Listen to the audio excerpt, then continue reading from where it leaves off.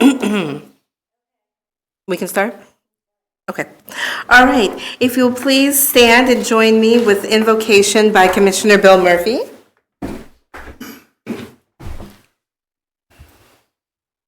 I'll be in a state of prayer. Dear Lord, help this body and the associates that we work with do the best that we can do and improve the lives of those around us. Help us get through this wicked bit of weather that we're going through, and hope that the people who don't have heat or food are being helped. In your name we pray. Amen. Please join me in the Pledge of Allegiance. I pledge allegiance to the flag of the United States of America and to the republic for which it stands, one nation, under God, indivisible, with liberty and justice for all. All right, at this time, I call our meeting to order. As we have no proclamations, Tina, could you please call the roll? Mayor Young. Present. Vice Mayor Wilcox. Commissioner Greenlee. Present. Commissioner Murphy. Present. Commissioner Slattery. Present. Thank you. Thank you, Tina. Now we will have a presentation by Angie Kreider, Director of Business Development for Rainbow Communications. Angie?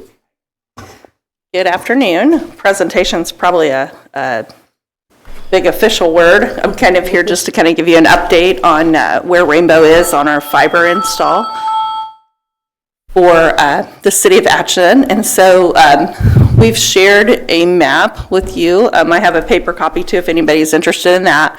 But basically you'd be able to go to the website. It's fiber.rainbowtel.net.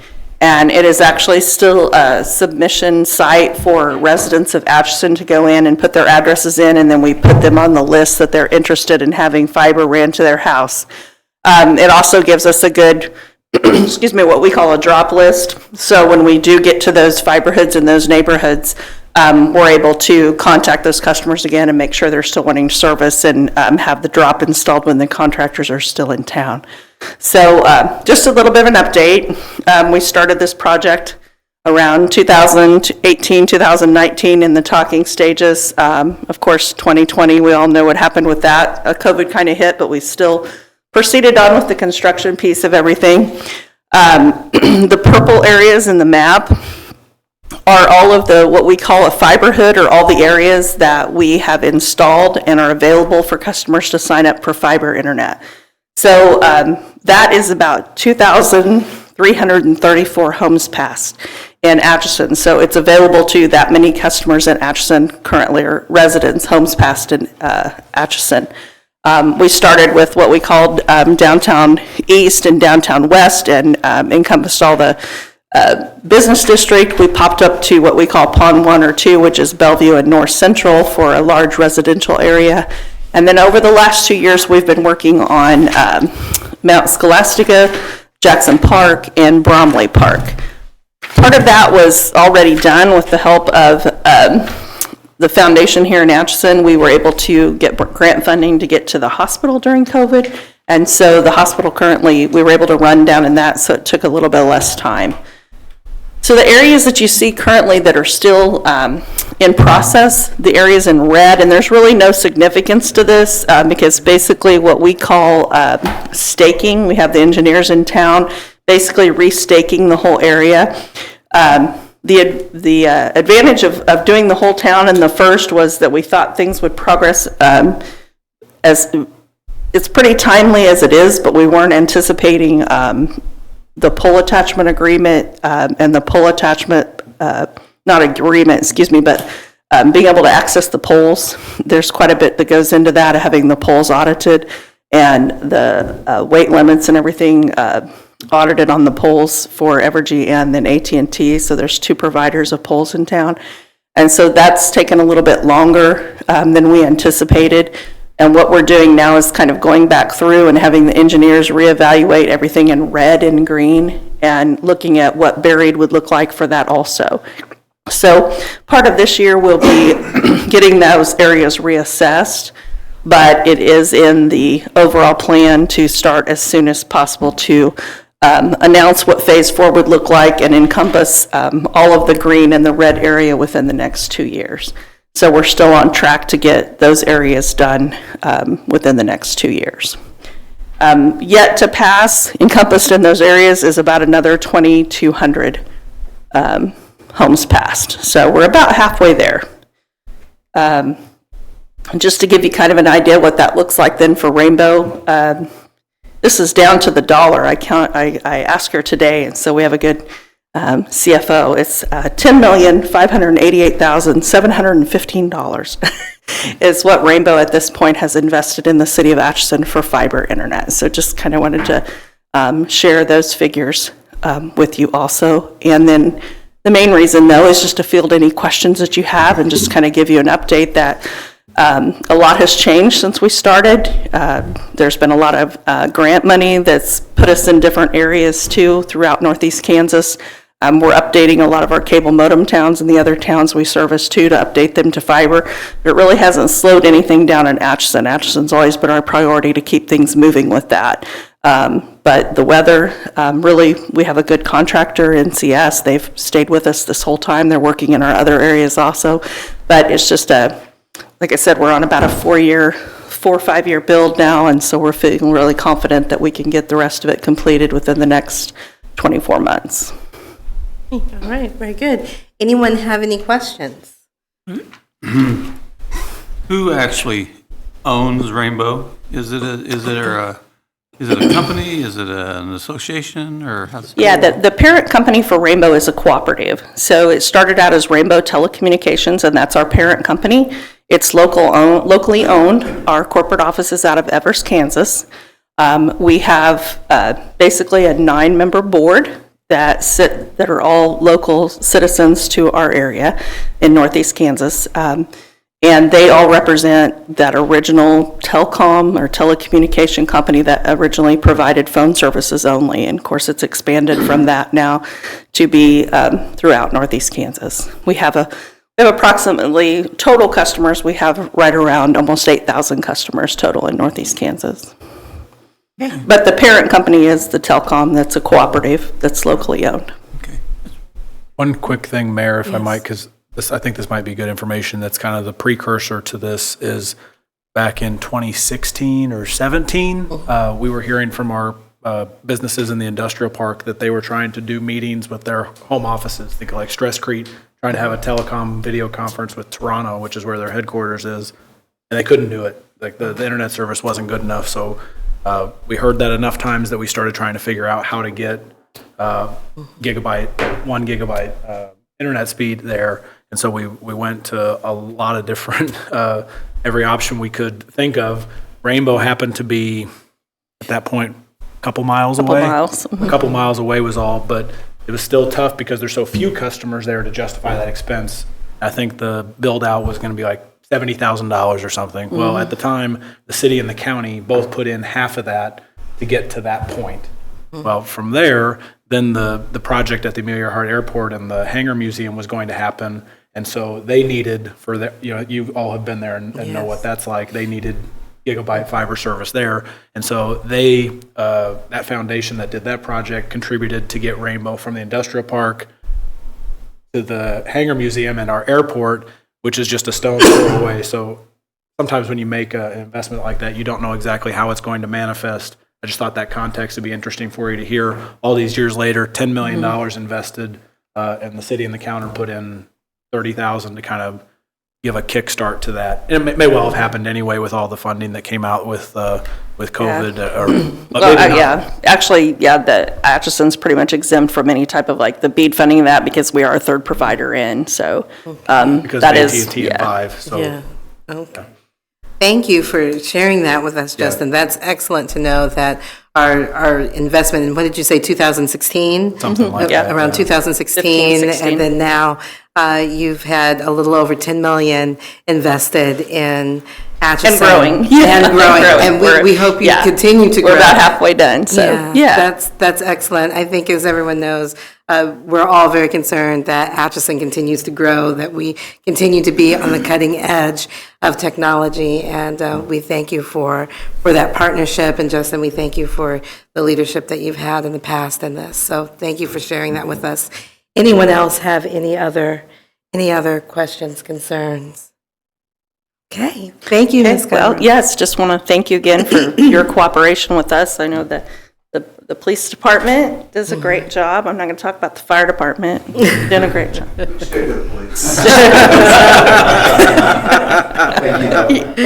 Thank you. But we do appreciate the city employees and everyone that is so cooperative to work with us in town. Like I said, it's going to take us another couple years to get done, but we're excited about continuing with the project. So, and of course, if you ever have any questions, please don't hesitate to contact us. All right. Thank you very much. Thank you. very much. Thank you. All right. At this time, and we thank Ms. Kreider for that presentation. At this time, we will open for public forum. All right.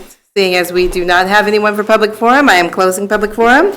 All right, next we will have our consent agenda presented by our city manager, Mr. Mark Westhoff. Bye-bye. All right, thank you all. Consent agenda tonight, we have 5 items.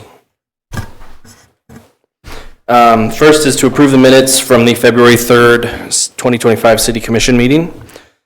Second is to authorize the mayor to sign the increase request for banking services limits exposure revision. This is for our checking account at Exchange Bank.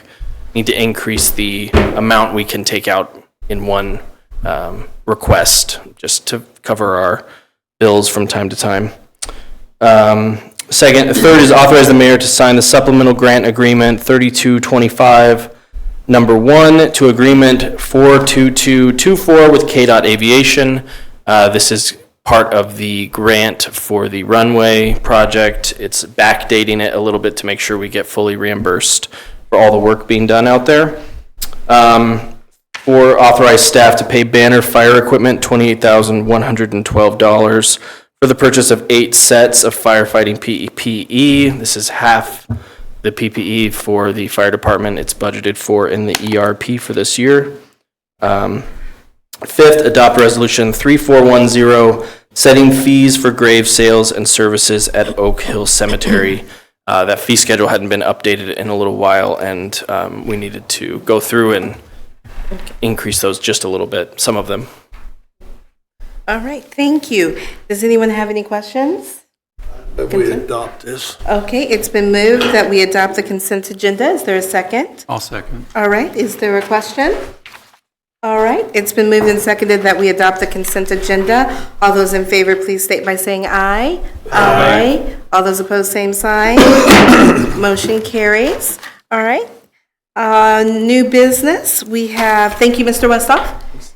We have the CDBG 23PF009 LFM Park Improvement Projects and Construction Contract Awards presented by Mr. McNamee. All right, good afternoon. Good afternoon. I thought I might start out by just hopefully briefly going back in time a little bit. When I first started with the city the first time, it was right out of college, and I was doing an internship basically, and there was a parks master plan in the works, and I helped do the inventory to kind of hand that off to the consultant at the time, and the biggest component I think of this proposal tonight is the splash pad and the community input sessions that consultant did back in the 2003 timeframe. Was the first documented mention that I know of the community desiring a splash pad at LFM Park. And so that made it into the notes of the 2004 master plan. Over the years, we've had various park board members and things present, kind of revisiting that idea. A Cost was always a prohibiting factor. In 2019, we began developing an updated in-house driven master planning process for each park. LFM, we conducted a couple of the community input meetings up there at Second Christian Church, which is next door to the park, and had quite a bit of participation. That pretty much fully cemented in my mind that the splash pad was by far the number one priority of the surrounding community up there around the park. In early 2020, the commission adopted the LFM Park Master Plan as a guiding document, not necessarily committing to any funding at that point. Fast forward a couple years, June 2022, CDBG grant program basically announced that it was shifting its focus towards quality of life, recreation projects, things of that nature, whereas we were probably going to head to try to get another sidewalk project like we'd gotten a few of those before. Well, with the shift in focus, the city, we got together and decided, let's make a run at a parks project. And so we looked at LFM, the splash pad with some other improvements thrown in there. In 2022, we got with GIS, who's been here multiple times. They help us out with CDBG projects and among other things. And did a low to moderate income survey that's required to qualify for CDBG project up there. We got through that process. Then we did an engineering report, which is required for the CDBG application. Got that done with Snyder and Associates, who later would design the project and administer the bid process for us. And then GAS ultimately submitted the application to CDBG. We were awarded a 50-50 grant, I'll call it. 440, if we max it out, it's around $414,000 in grant funds. So that envisions a project somewhere in the neighborhood of $828,000, but it also includes design and administrative costs. So you factor all those things in again together, and we were in a perfect scenario. We'd be targeting a construction project for $711,000. We went out to bid. We got back one bid, the entire package. It was somewhere in the neighborhood of $1 million, quite a bit outside of our budget expectation. We repackaged some things, put it back out to bid a second time, came back a very similar price from one bidder. So a third time, we went out and we split the thing up into 4 different categories.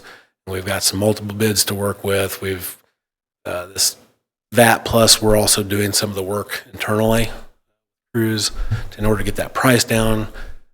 The proposal tonight for the splash pad, the playground equipment, the new picnic shelter and concrete improvements, and the basketball court lighting. Total construction, the way it's bid, the way we're presenting it tonight is $751,407.25. I'm also requesting some change order budget authority for each one of those 4 contracts. And other than that, I just stand for questions. All right. Thank you, Mr. McNamee. Definitely commend you on the rebidding. I know that as a body, we had debated about the cost of the project, and I thank you for taking us back that approximately 20 years ago, this was talked about in terms of the improvements for LFM Park, and just want to thank you for sticking with something that's important to the community with LFM. Also, the fact that you were able to separate out this project in 4 different categories and coming back with what's about $200,000 less than what was originally bid. And we just really thank you for that. I know we had debated as a body trying to ensure that we're fiscally prudent. And I'm very impressed that you're able to get everything in here and also close to where we thought we should be. With that, does anyone have any questions or concerns? I kind of have just a sidebar question. I know what LFM is, and most of the people who are old as know what LFM is. Has there ever been a consideration of renaming the park to something more contemporary? I don't know. more curious than anything else. Yeah, I mean, I don't know what you would name it. I'm not Right. suggesting a name, but right. most people don't know what LFM stands for. Mm-hmm. And I just was, Yeah, and particularly and if we want to keep it as a historical factor, I would understand. Mm-hmm. And I'm just curious if it's ever raised its head. Mm-hmm. Commissioner Green? I'm not aware of it ever being considered to rename it. I, for one, would not want to rename it. And the reason being is because of the history. And that's And fine. that LFM Park, I'm old enough to remember when they would have picnics during the summer for that facility and their employees. At that point in time, the picnics weren't integrated, they were segregated.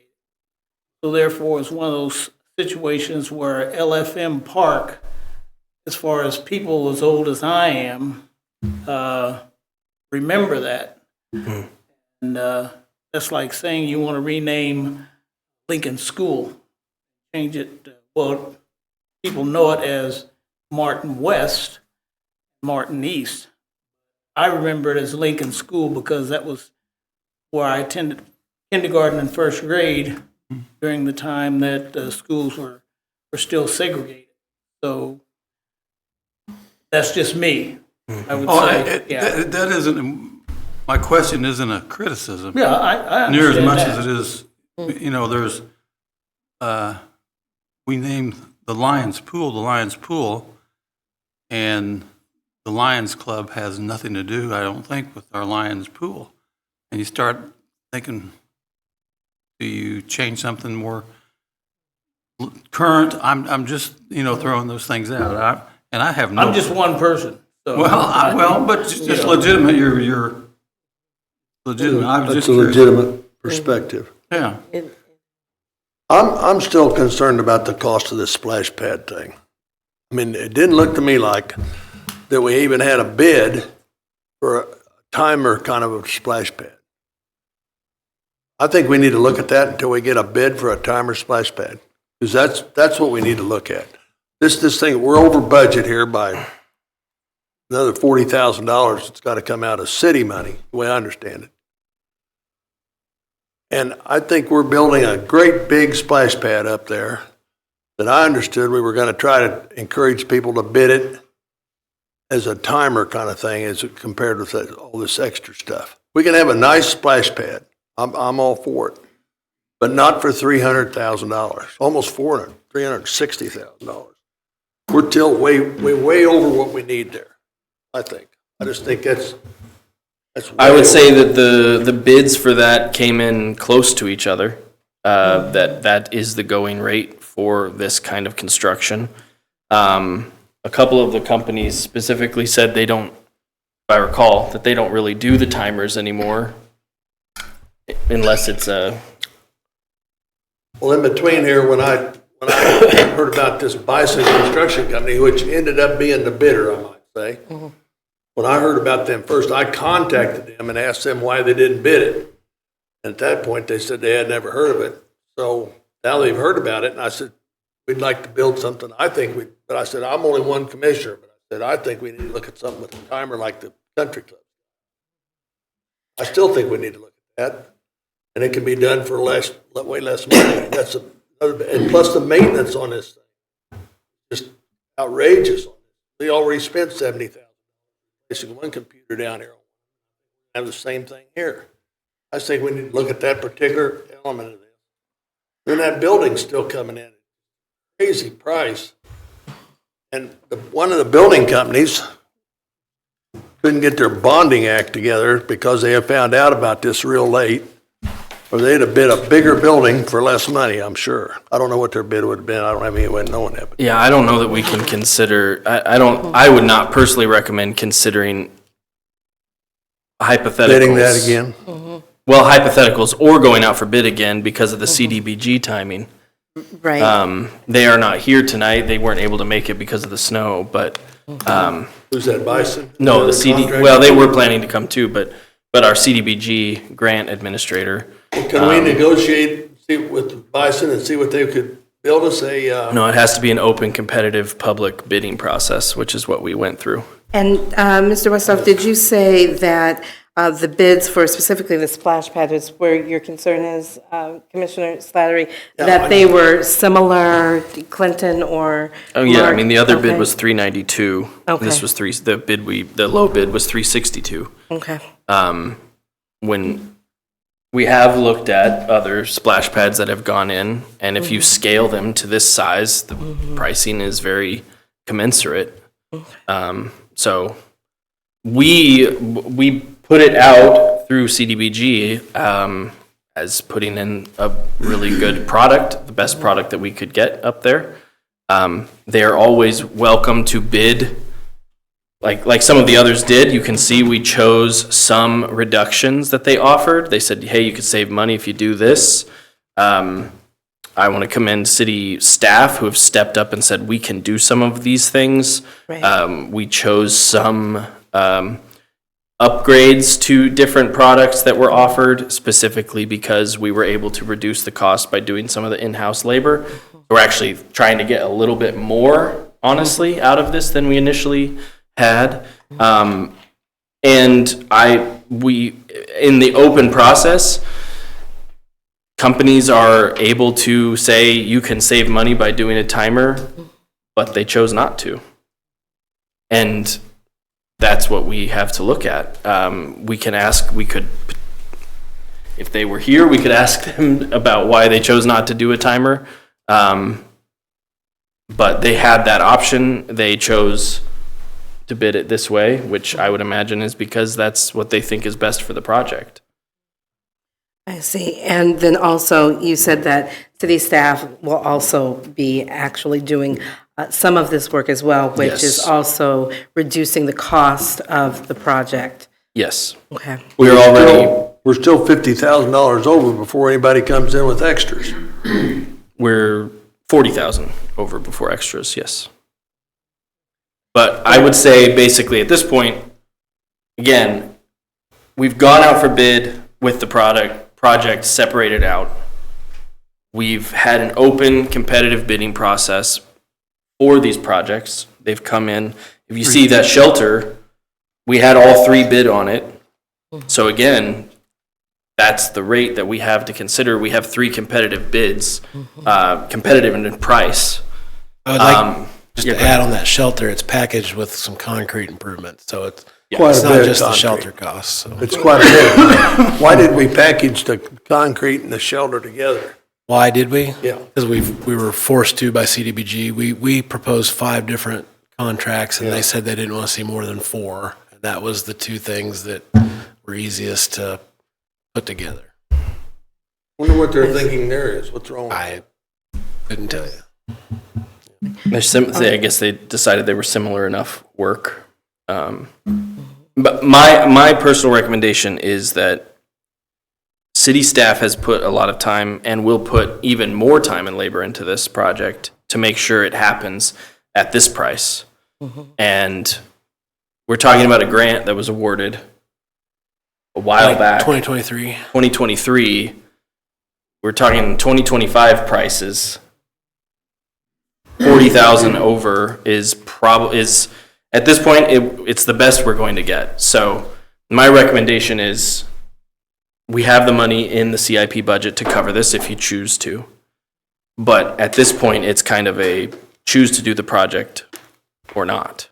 Right. I suggest we go forward with it, because if we don't, then we're gonna lose the grant. And if we lose the grant, you got folks looking forward to that project taking place.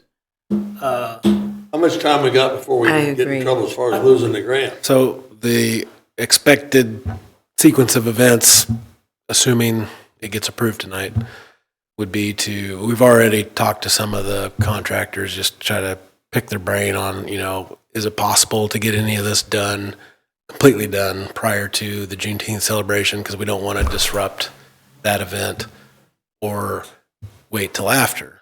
It seems like the safe choice at this point is to wait till after. The CDBG construction deadline is the end of July this year.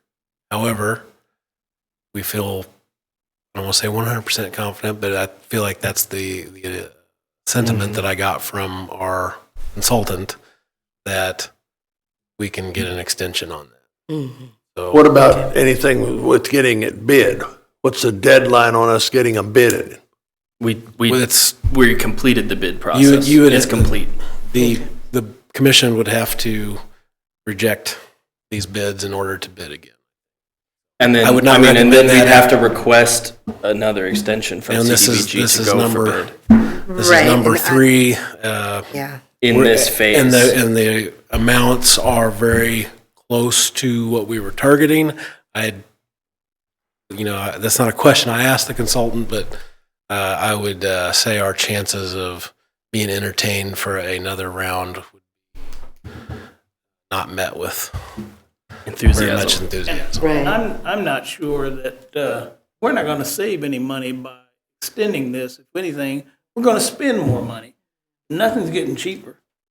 They're not going to come in with a lesser bid.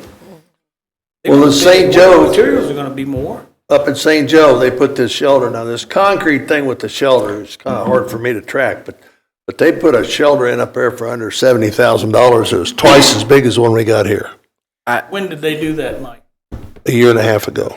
Okay. I don't know anything about that project. Yeah. I don't know the scope of that project. I don't know the wages they had to pay on that project. We have a CDBG grant in hand for this work. We have competitive bids from 3 companies for this work. We can't consider a hypothetical as staff of, well, maybe this can be done for less because something else was done elsewhere. They're bidding this work.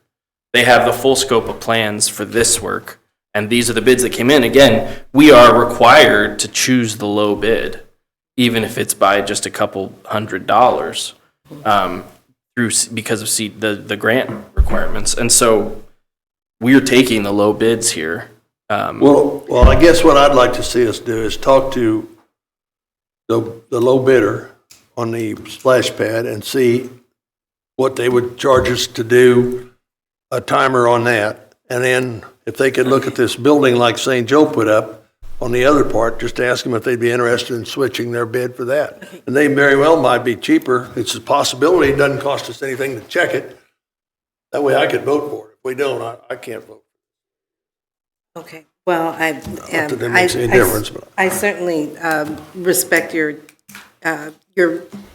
thought process, my cheap Commissioner. operating, huh? Yeah, I do respect your thought process. Plead guilty. I'll plead guilty. Okay. However, I do tend to disagree with you on this one, because I think that city staff has gone above and beyond what we've asked. We have talked and discussed about the LFM improvement projects. We were concerned about the cost that came back from our first iteration of bidding. This bid is significantly less than what was originally given to us. I certainly understand where Commissioner Greenlee is coming from regarding our grant, CDBG grant. So I am inclined to say let's move forward as well. Commissioner Murphy? I just have a couple questions. Yeah. Part of the reason the bids came in lower was because we're going to have city staff do some of the work. Correct. And I'm just want to make sure I understand this. Plus, we had a new bidder at Bison Construction. Right. But I'm looking through this bid package thing here. Mm-hmm. It looks like we're saving about $72,000. I was just looking here at this deduct where they says the city provide utilities and such. There's several places that it talks about the the city provided certain things, Yes. and, which makes a big difference. I think it's more than that when you add them all up. Yeah, well, I haven't went through and It's- added fair that bit. up exactly. well, but- that's not a criticism. Yeah. That's just an acknowledgement. And to, They didn't I really do include in this find- either that, like, we are kind of acting as the GC by splitting this up, and so That's a good idea. it's not included in the and savings. I think, and I kind of, Mr. Slattery won't be as tickled with me as, I think we have 3 solid bids, and they're all within range. Another thing on there, they mentioned the disconnecting the drinking water fountain. Wouldn't that be something we want to keep up there? Why are we disconnecting it? Is it in the wrong place? I don't know. Do you know, Clinton? Clinton, do you know? Why are we're paying to disconnect the drinking water fountain? There are 3 of them now. The Yeah, one I that saw the one. the one that is being disconnected, if I'm not mistaken, is one that was placed where it is because of the backstop for what I think at one time maybe was maintained as a ball field, although I've not seen it used as that in my time with the city. But since that whole area is getting redone, there's a drinking fountain right up from there by the bathroom, which is Yeah. very close, and then there's one over by the basketball court. So, and the drinking fountain that's getting disconnected is one of those older pebble style that aren't accessible. So instead of replacing it, it was just going to come out when we demo out the. I would think that'd be something we'd want to leave there. Well, we'd have to Replace pay it. to replace it. Right. We'd have to pay more money to We replace can maybe it. do that on our own later. Sure. We That's can the look kind at of that. things, I just think we got some priorities wrong here. There's a big crowd up there for that Juneteenth thing and for other things. And having a lot of drinking water fountains is a really good plus, I think. I'm going to say we've had a robust discussion of this yet again, and again, I would like that we move forward on this particular bid. So at this time, is there a motion to award the splash pad improvements package? I make such a motion. All right, is there a second? Second. All So, right. Mayor, you want to vote on each one individually? We can, or can we just take it in totality? That is up to you. Okay. I just wanted to check. In totality, yeah, let's just do it in totality. So it's been moved and seconded that we award the splash pad improvements package to Bison Construction in the amount of $362,120 with a budget authority of $367,000. Award the playground improvements package to Great Southern Recreation in the amount of $109,558.20 with a budget authority of $113,000. Award the basketball court lighting and electrical services package to Bison Construction in the amount of $25,000 with a budget authority of $27,000. Award the shelter and concrete improvements package to Riggs Recreation in the amount of $254,728.75 with a budget authority of $260,000. All right, with that being said, it's been moved and seconded. Is there any further discussion? If I had one thing, on that equipment we're taking out, we gotta try to reuse it. We can see if it's worth reusing after it gets That out. playground but equipment's really expensive. So We'll have save to, that, put it somewhere, great. we'll have to take a look at the quality after it's removed. I am guessing that the removal is probably going to damage it, but we can see what we can do with that. Okay, all right. And then that shelter too, I think we could maybe use it. We can look at that. Absolutely. Okay, all right. All those in favor, please state by saying aye. Aye. All those opposed, same sign. All right, motion carries. Thank you. Okay, thank you. Next, Mr. McNamee, you're not done yet. Wastewater treatment plant. Almost as exciting.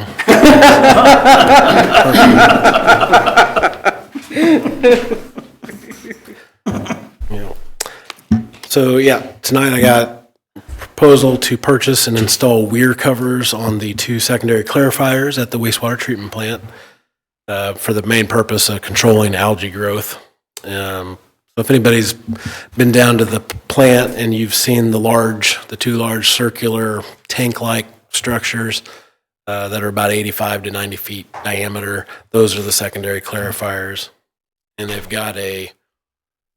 they're just part of the process that helps remove separate the solids from the liquid. And there's a large mechanism that spins in there, and it makes the algae kind of go out towards the perimeter where the weirs are. And the combination of sunlight, phosphorus, other nutrients, and relatively calm water in those clarifiers is like the perfect ingredients to grow algae, which causes a host of issues with readings and things like that. But probably most notably for our plant, about 10 or 11 years ago, soon after the installation of the UV system, the algae made its way to our UV system, covered our bulbs, which reduced the effectiveness of the bulbs, and then caused about $18,000 in damage at the time. So staff at the time looked at various solutions. Weir covers were the best solution, in terms of that versus like a chemical treatment or something like that. However, the weir covers were $200,000 to $300,000, and so they got creative and came up with a custom like pool cover setup that covered the entire surface of the secondaries, and they did that for $60,000. So it was much lower cost. It was effective. It had a few little drawbacks that were manageable, like it was building up ammonia because it wasn't letting it out of there. It was sealed up too well, and it pushed us to our limits, but not past our limits for that. It's a little bit labor intensive because you take them out in the winter, put them back in, and that sort of thing. Well, 2 years ago, or maybe it was last year, I'm not sure, we had a storm. And it wasn't the first time that the covers came loose in the wind, but this time it snapped a cable, and the cable got wound around that big mechanism. And if you've seen those clarifiers, they've got a catwalk that goes out to the center motor, basically, that spins everything. And it ripped that catwalk off, and it spun the catwalk to the other side, got things out of kilter. And luckily, our staff was able to do it in-house, get that back. When I saw it, I thought, oh my gosh, there's a huge bill coming for this. They were able to do it. It's still not exactly like it was before, but it's working well enough for the moment. We decided to revisit the solution, and so these other weir covers are not like the ones that are $200,000, $300,000, rigid plastic maybe or fiberglass. This is more of a canvas type thing, but it only covers the weir section around the edge, like in that picture, at half the cost of maybe even a third at this point. That was 10 years ago. They were $250,000, but we got a more recent bid, and I think it was in the $260 to $270 range for those rigid covers. Long story short on that, I'm requesting a total authorization of $121,048 to hire IEC to install those this year. It's in the budget for 120. It's a little over budget. It's possible that it'll come in lower than that because of the timing. There's a component in there where if we kind of compel them to come earlier than they're going to be in the area, there's going to be a mobilization fee. But if we go by their schedule, there won't be the mobilization fee. Just some preliminary talks. It sounds like we'll probably want to push that and try to get them here as soon as possible so we're not fighting algae, once the warmer months come along. When would they be here so it'd be cheap? He told me it was months, like it was past, spring, I think. Actually, I don't know. Now that I say that, I feel like he might have even said that we're not immediately, like they don't have a date set in mind yet. So I think either way, it's us going to try to compel them to get here sooner than later. When we had this cover on it, that worked as far as stopping the algae growing, that cover stopped it from growing? It blocked out the sunlight. So Does it have to be completely black, or can it be just stopped? like translucent? I'm not exactly sure on that. I don't know that would. I've had some experience with tanks, aren't black. When algae grows in that poly tank. Black, it doesn't. Well, I mean, these don't have any sort of covering over them. So, That's what we're talking about, is putting a covering on it. Right? around, so you see in that Yeah. picture, right, that's the Yeah, I see weirs. it. This would be just like a pool-like cover, I would say, just over those weirs around the outside. So it'd be more manageable for staff to deal with. It's cheaper than solid weirs, and it doesn't cover the whole thing. So it's going to be less susceptible to wind damage, and also that it won't cause the ammonia or things of that nature. So. All right, very good. Any further questions? I move we approve this. I think it's a good idea. Okay, all right, it's been moved. Is there a second? I'll second. Okay, it's been moved and seconded that we authorize staff to hire IEC to supply and install 2 weir covers for the secondary clarifiers at the wastewater treatment plant in the amount of $111,848 with an additional purchase authority of $9,200 for mobilization fees if required. All right, any other discussion? If not, all those in favor, please state by saying aye. Aye. All those opposed, same sign. Motion carries.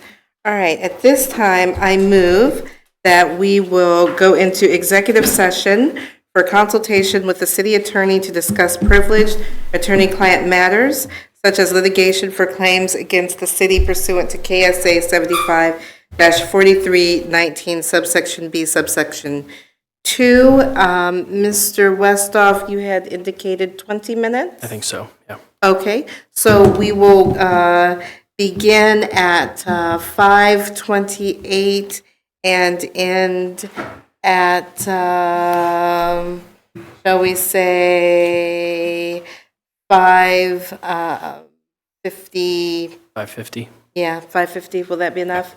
All right, and we'll be back in session at 5:50. All right, it's been moved, is there a second? I'll second it. Okay, all those in favor, please state by saying aye. Aye. All those opposed, same sign. We are in executive session.